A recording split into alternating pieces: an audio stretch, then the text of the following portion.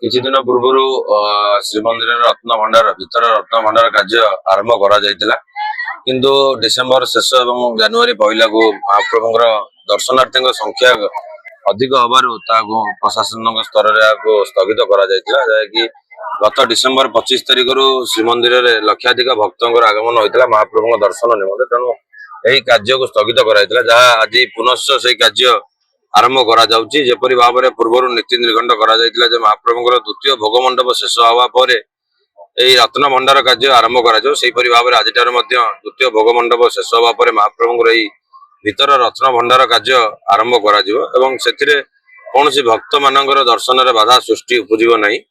ସମସ୍ତ ଭକ୍ତମାନେ ଯେପରି ଭାବରେ ଦର୍ଶନ ପାଉଥିଲେ ସେହିପରି ଭାବରେ ବାହାର କାଠ ନିକଟରୁ କାର୍ଯ୍ୟ କରିବା ସମୟରେ ଦର୍ଶନ ପାଇପାରିବେ ଏବଂ ଭିତର କାଠ ନିକଟରେ जो एआईसीआई वालार जो टीम निर्धारित होइछन्ति से टीम माने ता भितर को जाई कार्य करिवे एवं कार्य समाप्त होबा परे पुनः भक्त माने जेपरि भितर घाट निकट को जाई दर्शन करिवार कथा सेपरि दर्शन करि परिबे।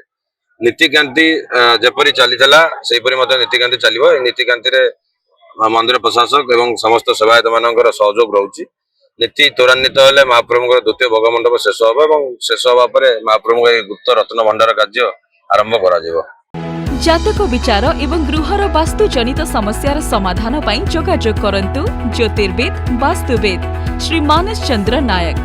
जोगाजोग करंतु 9438481748।